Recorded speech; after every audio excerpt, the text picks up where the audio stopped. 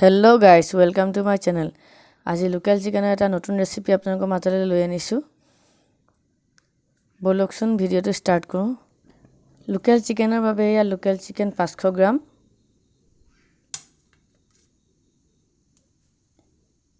এয়া 4টা কাটি লোৱা পিয়াজ,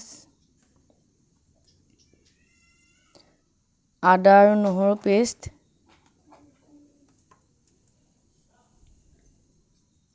আৰু ইয়াত আছে 100 গ্ৰাম পালেং শাক।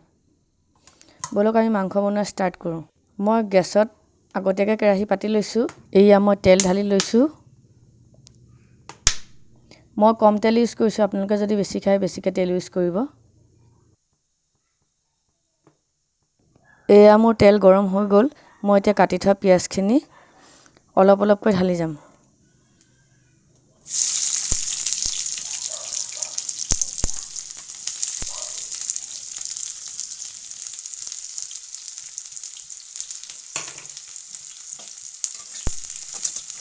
পিয়াজখিনি মই ৰঙচুৱা হোৱালৈকে 2 বা 3 মিনিটলৈকে ভাজি থাকিম। এয়া মোৰ পিয়াজখিনি ভাজি হৈছে আৰু আদা আৰু নহৰু পেষ্টখিনি মই এতিয়া ঢালি ল'ম।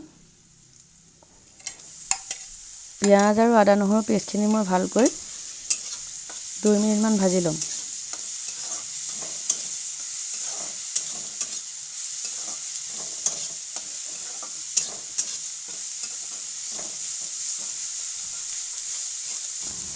আদা নহৰুখিনি ভালকৈ ভাজি হৈছেগৈ। এতিয়া মই হালধি 1 চামুচ দিছোঁ।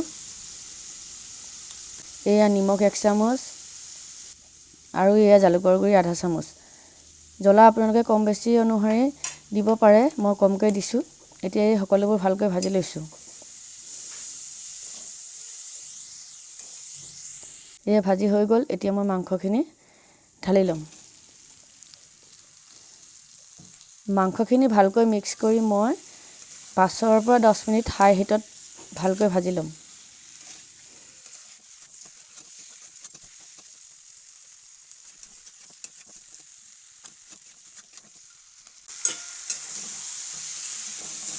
এয়া মোৰ মাংসৰ কালাৰ চেঞ্জ কৰিছে আৰু এতিয়া মই কাটি লোৱা আলু এটা দি ভালকৈ মিক্স কৰি ল'ম।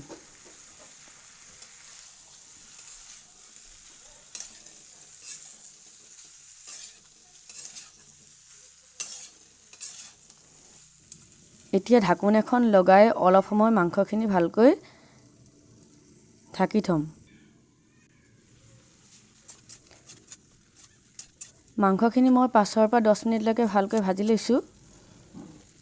মাজে মাজে মাংসখিনি লৰাই থাকিব লাগে, নহ'লে কেৰাহীত লাগি যোৱাৰ চান্স থাকে।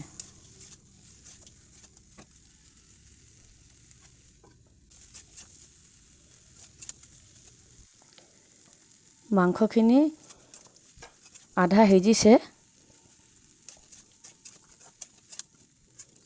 এতিয়া মই মিক্সিত গুড়ি কৰি লোৱা পালেং শাকৰ পেষ্টখিনি কেৰাহীত ঢালি দিছোঁ।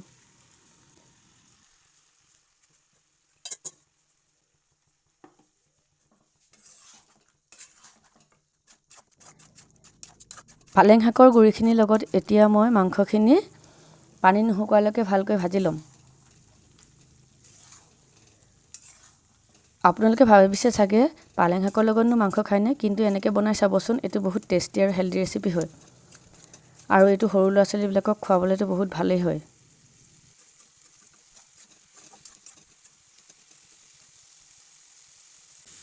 এয়া মাংসত পানী শুকাইছে আৰু এতিয়া মই এয়া গৰম পানী ঢালি দিছোঁ।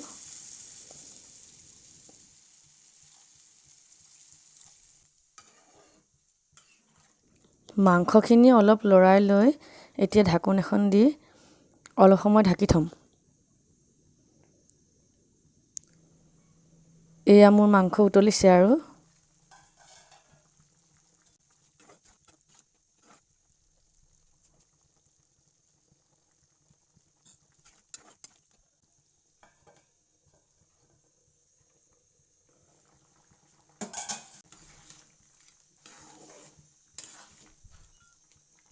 মাংসখিনি ভালকৈ উতলাৰ পিছত এয়া মই আলু এটা ভাঙি পেলাই চাইছোঁ যে আলু সিজিছেনে নাই।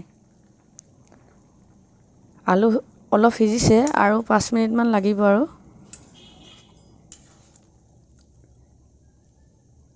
এয়া ঢাকোন এখন দি আকৌ অলপ সময় ঢাকি থ'ম।